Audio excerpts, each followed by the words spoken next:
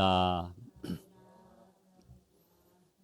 네, 오늘 말씀 제목은 자신의 면류관을 벗어서라는 제목으로 잠깐 요한계시록 4장 1절에서 11절 전체 말씀 가운데 핵심 요절인 2절과 그리고 6절에서 11절 말씀 중심으로 말씀을 나눠보겠습니다. 우리가 알다시피 요한계시록은 성도인 우리가 이 세상을 두려워하지 않게 하시기 위하여 주신 하나님의 말씀입니다. 오늘 설교를 통해 여러분들의 마음에 세상에 대한 어떤 두려움이라든가 절망이 사라지기를 예수 그리스도의 이름으로 축원합니다. 요한계시록이 쓰였던 당시에는 로마 제국은 정말 상상할 수 없는 거대한 그런 세력이었습니다. 여기에 비하면 이 교회는 너무나 초라한 세력이었습니다. 게다가 유대교와 온갖 미신들 그리고 음란하고 그 당시 사회 풍조가 바로 이 탐욕적인 그런 사회 풍조였는데 이 풍조들 앞에 교회는 그야말로 심각한 위기를 맞고 있었습니다. 그래서 아시아의 이 7교회 중에 주님으로부터 칭찬받은 교회는 딱 2곳밖에 없었습니다. 나머지 5교회는 계속해서 꾸중만 받는 겁니다. 에베소, 버가모, 두아디라, 사대, 라오디게아. 이 교회들은 정말 세상에 서서히 굴복해 가고 있었다는 겁니다. 그 소아시아 7교회를 향하여 주님은 편지를 보내시면서 단호하게 말씀하셨습니다. 처음 사랑을 회복하라. 회개하라. 장차받을 고난을 두려워하지 말아라. 이 어두운 여러 가지 어려운 환경에서 겨우 믿음을 지켜왔다고 생각한 이들에게는 어쩌면은 가혹하게 들리는 그런 말씀일지도 모르겠습니다. 그러나 주님은 그저 세상을 두려워하지 말아라, 타협하지 말라 이렇게 말씀만 하신 것이 아닙니다. 주님은 편지에 이어서 요한의 눈을 들어서 하늘을 열어 보여주셨습니다. 계시록 4장 1절에 이 일 후에 내가 보니 하늘에 열린 문이 있는데 내가 들은 바 처음에 내가 말하던 나팔소리 같은 그 음성이 이르되 이리로 올라오라. 이후에 마땅히 일어날 일들을 내가 네게 보이리라 하시더라 하고 말하였습니다. 여기서 하늘이란 바로 우리 전능하신 하나님 아버지가 계시고 그리고 예수님이 그곳에서 오셨고 또 다시 올라간 곳이고 천상의 존재들이 있고 또 구원받은 성도들이 거하고 또 성도들이 올라갈 바로 그곳을 말하는 것입니다. 요한이 그 하늘에서 가장 먼저 본 것은 바로 하나님과 그 앉으신 보좌였습니다.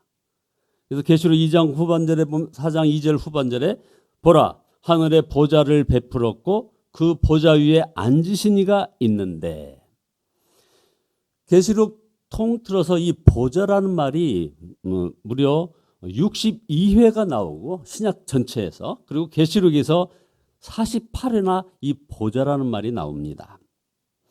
이것이 요한이 본 것 중에 가장 중요한 것이죠. 보좌 위에 앉아 계신 하나님. 이것이 바로 요한계시록의 핵심 주제입니다. 하나님이 정말 계시다는 겁니다. 이것이 정말이라면 우리가 가진 모든 두려움과 갈등 그리고 절망이 다 사라질 수밖에 없는 것이죠.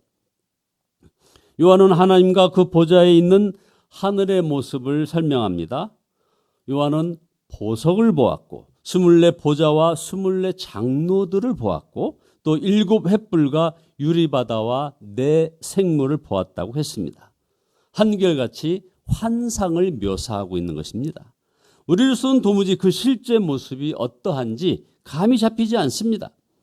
요한이 하늘의 광경을 이렇게 묘사할 수밖에 없었던 것은 하늘나라의 정확한 모습이 지금 우리가 알도록 허락되어지지 않았기 때문이죠. 마치 맹인에게 어떤 색깔을 설명하는 것 같은 그런 상황인 것입니다. 이 환상의 의미를 보는 것도 중요한 일이겠죠. 그래서 많은 주석가들이 수고를 많이 했습니다. 이 환상들은 구약 곳곳에서 하나님이 이미 계시한 것들이었습니다. 그러나 환상은 환상 그대로 읽는 것도 필요한 것입니다. 그것을 해석하려는 순간 요한이 정말 말하려고 하는 것을 놓치게 될 수도 있기 때문인 것이죠. 그래서 이 요한이 말하는 것은 아주 단순합니다. 말할 수 없이 영광스러운 하나님이 계시며 상상할 수 없는 하늘이 존재한다는 것입니다. 그것을 보니 그렇게 커 보이던 로마와 황제와 그리고 세상 영광이 사실은 아무것도 아니라는 것, 이것을 지금 말씀하고자 하는 것입니다. 어떤 사람이 성경은 실생활에 별로 도움이 되지 않는다라고 말을 합니다. 뭐 거기에 무슨 돈 버는 방법이 있느냐, 무슨 자녀 공부시키는 방법이 있느냐 하면서 성경에 대해서 폄하를 합니다. 그러나 여러분, 성경은 하나님 나라가 있고 영생이 있음을 증거해 줍니다.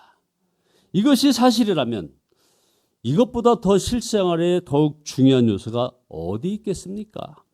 돈 버는 것, 아이들 학교 보내는 것과 하나님의 존재가 이게 비교가 됩니까? 인간의 현실을 보면 실망스럽고 낙심되고 걱정이 됩니다. 그러나 하늘에는 찬양과 경배와 기쁨이 충만합니다.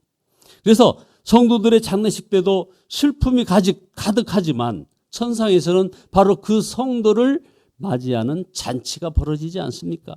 그것을 바라보니 우리가 장례식에서도 찬양하고 예배하고 감사하는 것 아니겠습니까? 땅에는 마귀의 역사가 있고 탄식이 가득하지만 하늘에는 하나님이 계시고 주위에 있는 천상의 존재들이 바로 그 하나님을 경배합니다. 그래서 8절에 내 생물은 각각 6날개를 가졌고 그 안과 주위에는 눈들이 가득하더라. 그들이 밤낮 쉬지 않고 이르기를 거룩하다 거룩하다 거룩하다. 주 하나님 그 전능하신 이여 전에도 계셨고 이제도 계시고 장차 오실 이라고 하고 이렇게 외치고 있었습니다. 이 고백은 당시 사람들이 하던 그 예배하던 로마 황제, 그 즈음에 로마 황제에 대한 그 숭배 의식이 대단했습니다. 그 로마 황제와 하나님을 비교하는 것입니다. 하나님을 보니 로마 황제는 아무것도 아니라는 것입니다. 요한은 당시 세상과 교회 문제로 사실 크게 낙심해 있었지만 하늘을 보는 순간 두려움이 사라졌을 것입니다. 앞으로 될 일까지 알게 되었기 때문입니다. 이 뒤에 일어나야 할 일들을 너에게 보여주겠다고 말씀하시는 하나님의 음성을 들었다 이 말입니다. 그러나 솔직히 많은 성도들은 요한이 보았다고 하는 그 하늘에 대한 증언을 읽고도 사실 별로 감동이 없습니다. 자신이 본 것이 아니기 때문이겠죠. 그러나 우리는 성경 말씀으로 충분함을 알아야 하는 것입니다. 사도 바울은 3층천에 올라가 본 사람입니다. 고린도후서 12장 2절에 보면 내가 그리스도 안에 있는 한 사람을 아노니 그는 14년 전에 셋째 하늘에 이끌려간 자라. 그가 몸 안에 있었는지 몸 밖에 있었는지 나는 모르거니와 하나님은 아시느니라. 여기서 사도 바울은 그 놀라운 간증을 너무나도 조심스럽게 말하고 있습니다. 보았으니 증언은 하지만 그것은 보통 믿음으로 감당할 수 없는 그런 체험이기 때문에 그렇습니다. 세 번째 하늘에 올라갔다 온 사도 바울에게는 그래서 육체의 가시가 생기게 되지 않았습니까? 그 이유는 자고하지 않게 하려고, 즉 교만하지 않게 하려고 하시는 그런 우리 하나님 아버지의 뜻이 있었다 이 말입니다. 그러므로 우리는 체험을 의지하여 믿으려는 자세, 이것은 버려야 하는 것입니다. 체험이 없어도 우리는 얼마든지 하늘나라를 볼 수 있습니다. 바로 성령께서 성경 말씀을 통하여 그렇게 해 주시기 때문입니다.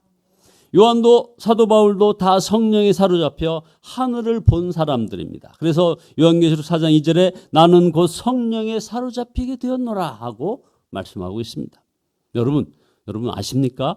요한 안에 역사하신 성령은 바로 그 성령님은 지금 저와 여러분 안에 임하여 계신다는 사실, 이 사실을 말입니다. 요한은 성령으로 눈이 열려 하나님의 보좌와 그 앞에서 드려지는 예배를 보았습니다. 우리도 지금 성령으로 예배를 드리고 있습니다. 지금 우리는 이 땅에서 예배하지만 영으로는 하늘에서 드려지는 그 예배에 참여하고 있는 것입니다. 그러므로 우리는 오직 성령의 인도하심으로 예배 드려야 함이 마땅한 것이죠. 그래서 요한복음 4장 23절에 아버지께 참되게 예배하는 자들은 영과 진리로 예배할 때가 오나니 곧 이때라. 아버지께서는 자기에게 이렇게 예배하는 자들을 찾으시느니라. 결국 예배가 하늘에 열린 문이고 찬양은 하늘 문을 여는 것이라 이 말입니다. 요한은 하늘을 보면서 예배는 어떻게 드려야 하는지를 깨달았습니다. 그는 24장로들이 예배하는 것을 보았습니다.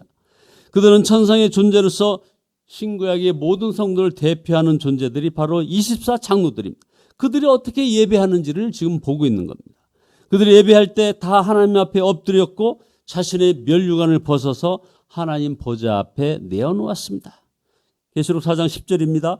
보좌에 앉아 계신 분 앞에 엎드려 영원 무궁하도록 살아계신 분께 경배드리고 자기들의 면류관을 벗어서 보좌 앞에 내놓으면서.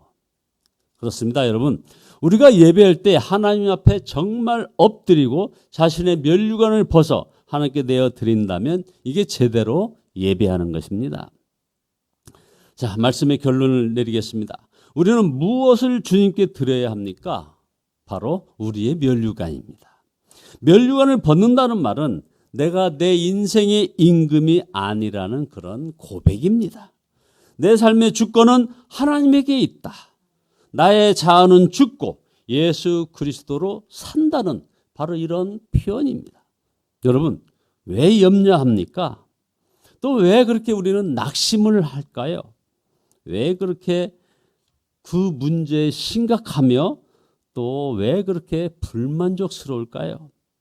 자기 면류관을 벗지 않고 움켜쥐고 있기 때문입니다. 사람들마다 허영심, 교만, 열등감이 있습니다. 나는 이만큼 얻어야 하고 이만큼 대우받아야 한다는 그런 생각을 품고 다들 살아가고 있습니다. 많은 사람들이 하나님을 예배하는 것이 아니라 심한 말로 자기를 예배하고 있는 겁니다. 나는 하면서 자기 면류관을 움켜쥐고 있으니 영적인 이 눈이 열리지 않고 하나님을 경배할 수 없는 것입니다. 우리는 예배할 때마다 자신의 허영심, 자존심, 교만, 열등감을 다 던져버려야 합니다. 오직 하나님만 바라보아야 하는 것이죠. 그러면 어떤 인생의 문제, 신앙의 문제, 이 땅의 문제가 있어도 두렵지도 염려하지도 부럽지도 낙심하지도 않게 된다 이 말입니다. 지금 이 땅에서도 우리는 성령께서 역사하시는 그런 예배를 통하여 하나님의 영광을 볼 수 있는 것입니다. 하나님은 그 전능하신 우리의 예배를 받으시는 하나님은 예배만 받으시는 분이 아니십니다. 당신을 예배하는 사람들 안에 임하여 계십니다. 그리고 모든 상황에서 인도하시고 동행하십니다. 주님은 예배가 끝난 후 우리의 손을 잡고 우리의 문제와 갈등이 있는 그 가정, 직장, 그 일터로 같이 동행하십니다. 고난한 그 광야 같은 세상을 함께 동행해 주시고 인도해 주신다 이 말입니다. 그래서 매순간이 예배가 되고 하늘을 바라보게 해 주시는 것이라 이거죠. 바로 이것이 예배의 축복이요 예배의 영광인 것입니다. 오늘 우리에게도 하늘문이 열렸습니다. 하나님의 보좌 앞에 서 있음을 믿고 찬양하고 경배하시는 우리 모두 되시기를 예수 그리스도의 이름으로 축원드립니다. 기도하시겠습니다. 아버지 하나님, 참으로 우리 주님께서는 전에도 계셨고 지금도 계시고 장차 오실 이심을 고백합니다. 아버지 하나님, 그 하나님께 온전히 우리의 면류관을 벗어서 주의 발 앞에 놓고 예배함에 주여 주님 영광 거두어 주시옵소서. 그래서 그 주님과 함께 동행하며 매 순간순간이 예배가 되고 그리고 하늘을 바라보는 저희들 되어지게 축복하여 주시옵소서.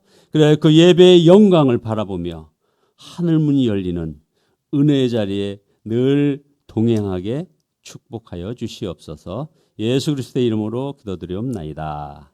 아멘. 찬송가 25장입니다.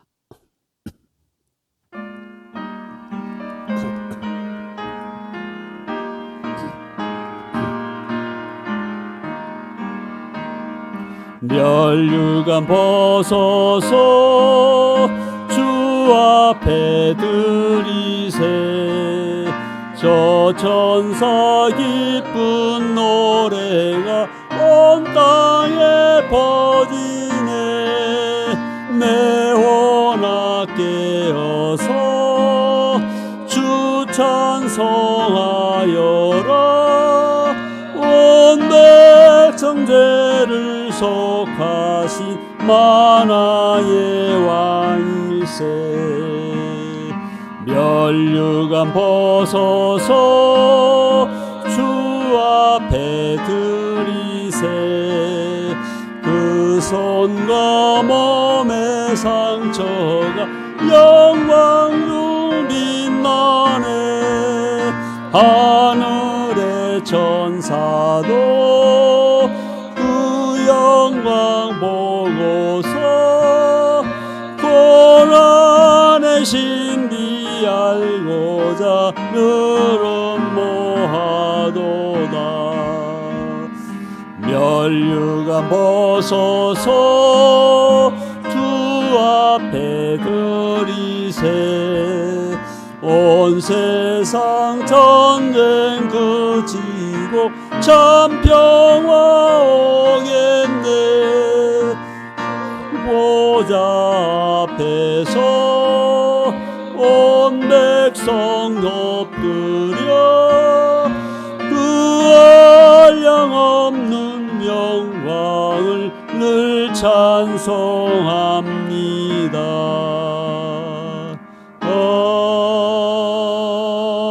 아멘. 주여, 3차 하신 통성으로 기도하시다가 돌아가시겠습니다. 주여!